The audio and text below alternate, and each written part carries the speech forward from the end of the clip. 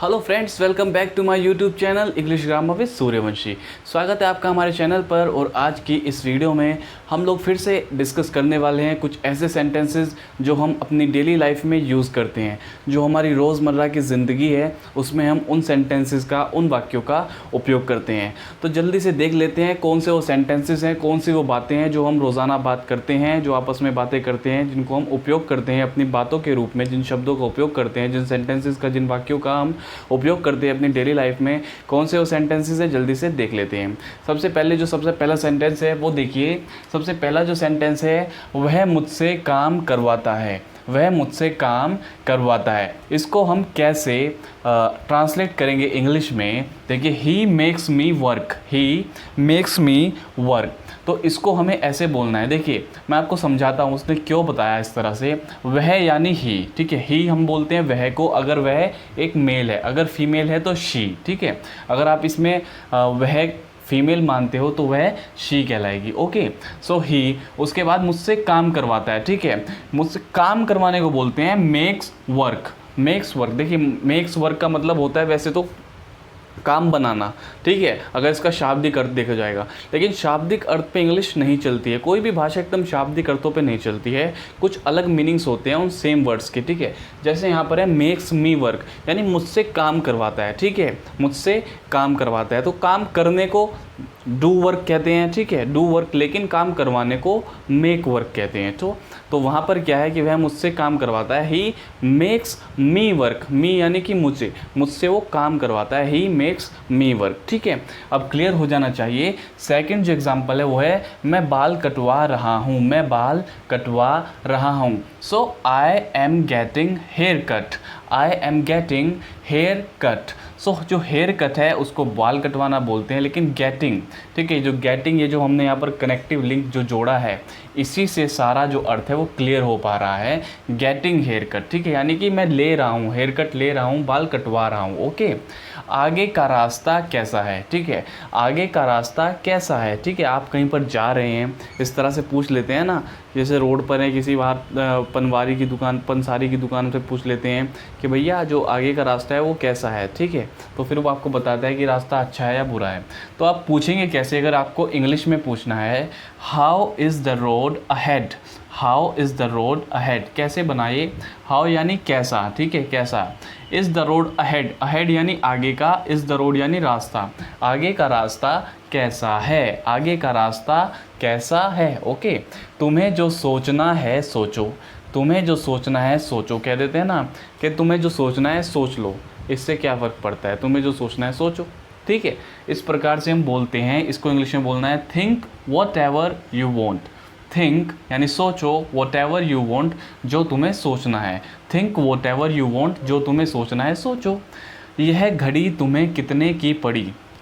यह घड़ी तुम्हें कितने की पड़ी, यानी कि आप कोई सामान लेकर आते हो, जैसे यहाँ पर घड़ी है, वो बंदा घड़ी लेकर आया है, तो उसका मित्र या उसके घर में कोई से पूछता है कि यह घड़ी तुमने कितने रुपए में ली, या यह घड़ी तुम्हें कितने रुपए में पड़ी।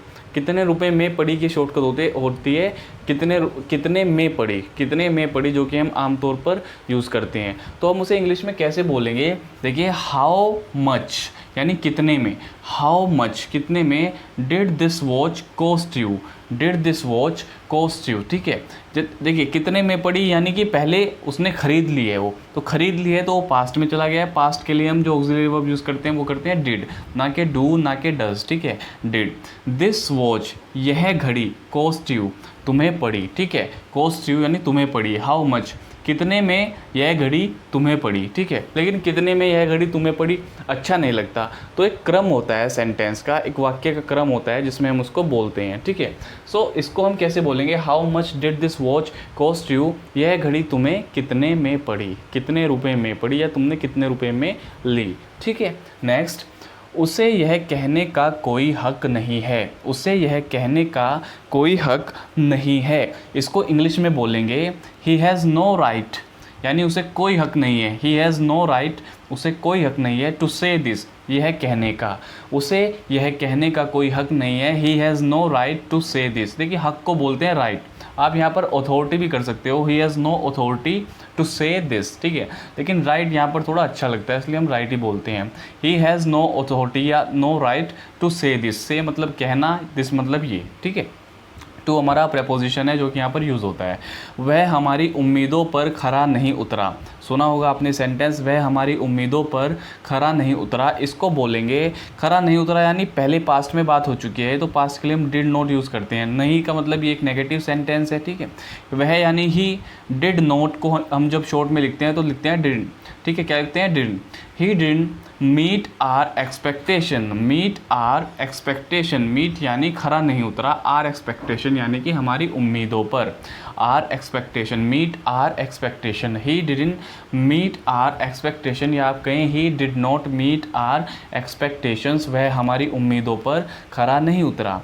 मुझे वहाँ समय पर तनख्वाह नहीं मिलती, मुझे वहाँ समय पर तनख्वाह नहीं मिलती, या फिर तनख्वाह नहीं मिलती है। मिलती है को हम कभी कभी है ना लगाकर खाली मिलती तक बोलते हैं, जो कि शॉर्ट तरीका है बात करने का। आमतौर पर हम अपने मित्रों से और घर पे जो बात करते हैं वो ऐसे ही करते हैं। सो इसको बोलेंगे हम, मुझे वहाँ समय पर तनख्वाह नहीं मिलती।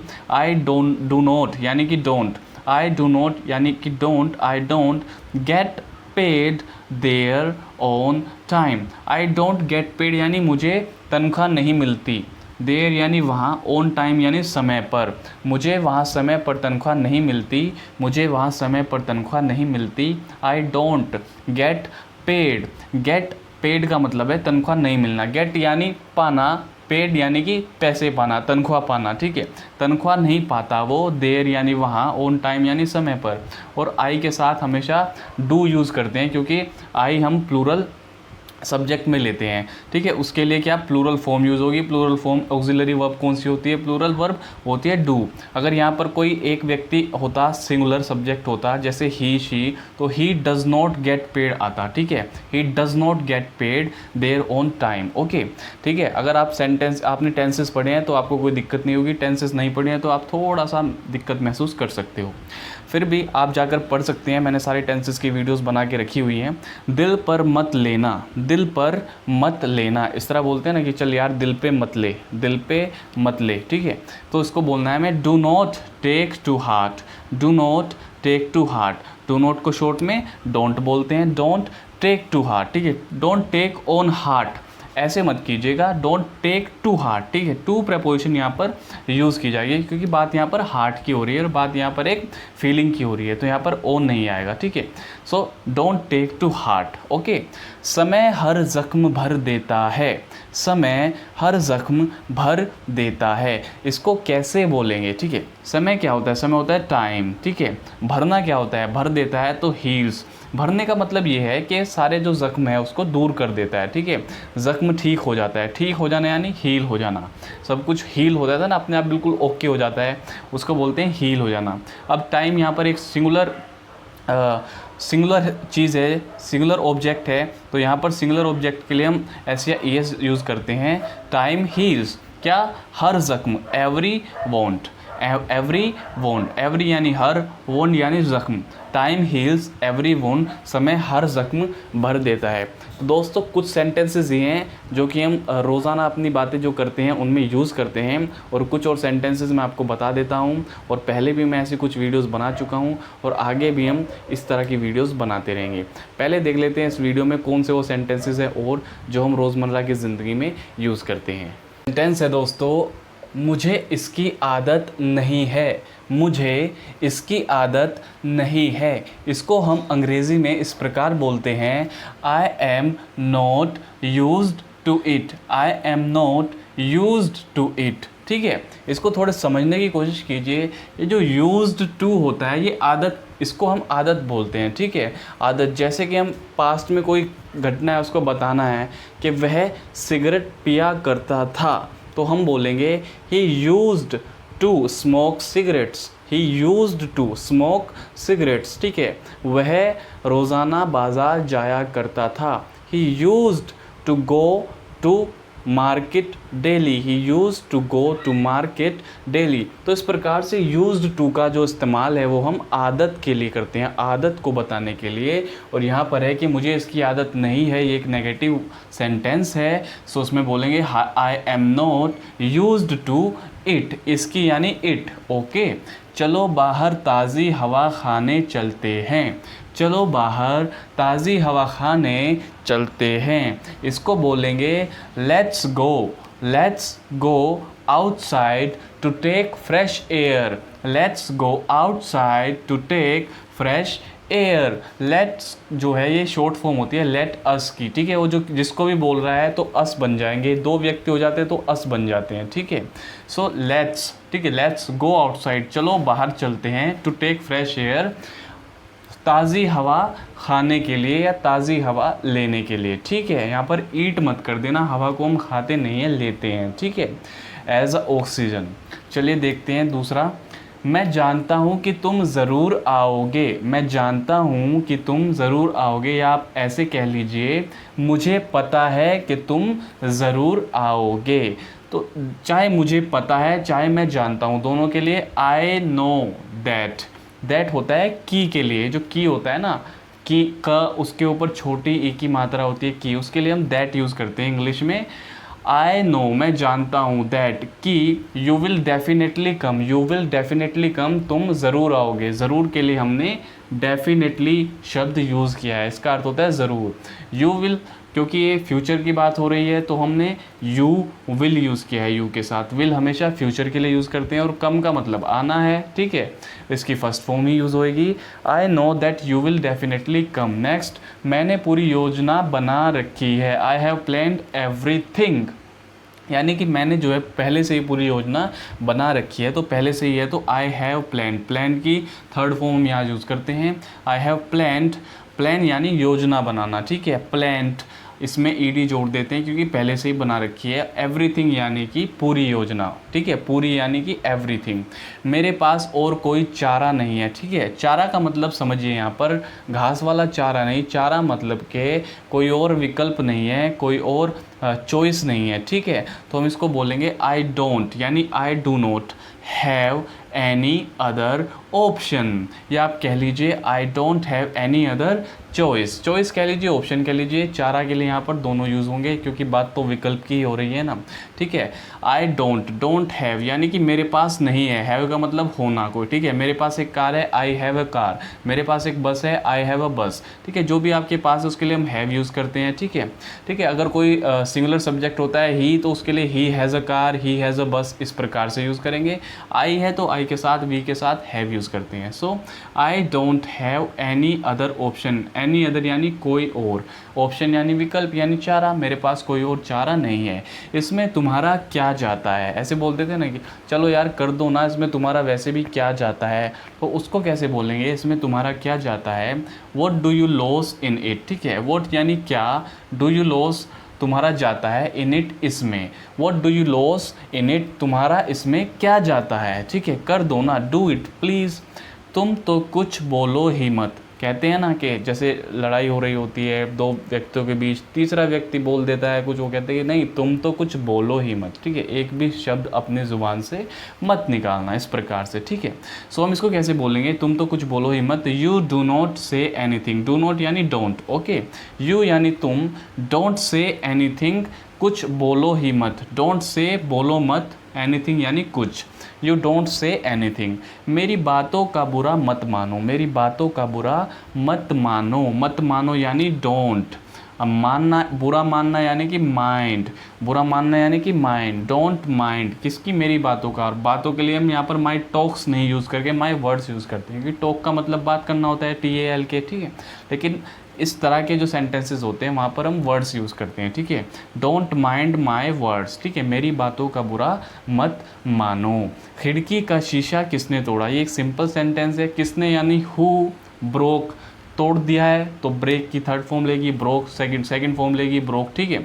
Who broke the window glass, the window glass, ये जो विंडो ग्लास है इसको बोलते हैं खिड़की का शीशा, विंडो यानी खिड़की, ग्लास यानी शीशा, ठीक है, एक इंटरोगेटिव सेंटेंस है। Who broke the window glass, घर की मरम्मत करनी पड़ेगी, पड़ेगी, ठीक है, करनी पड़ेगी एक विवशता की तरह हो गया है कि पड़ेगी, पड़ता है, पड़ा, ठीक है। तो उसके लिए हम हमेशा हैव टू यूज़ करते हैं। क्या करते हैं? Have to. द हाउस, अब पड़ेगी यानी फ्यूचर में है तो फ्यूचर के लिए हम ऑक्सिलरी वर्ब विल यूज़ करते हैं या शैल यूज़ करते हैं अकॉर्डिंग अपने सब्जेक्ट के। यहाँ पर सब्जेक्ट हमें दिखाई दे रहा है सिंगुलर है तो यहाँ पर विल यूज़ करेंगे। The house will have to repaired यानी मरम्मत करनी पड़ेगी घर की। The house will have to पड़ेगी रिपेयर्ड मरम्मत, घर की मरम्मत करनी पड़ेगी। बस बहुत हुआ, बस बहुत हुआ, तो इसके लिए सिर्फ एक शब्द होता है एनफ। क्या होता है?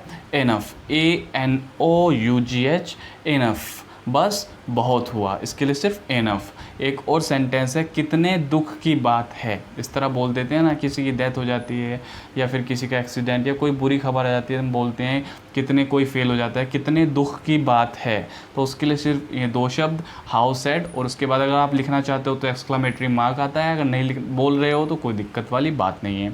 कितने दुख की बात है, हाउ सैड, या आप बोल सकते हो how sad is it, how sad is it, फिर ये कंप्लीट हो जाता है, लेकिन आपका काम हाउ सैड में भी चल जाएगा, ठीक है।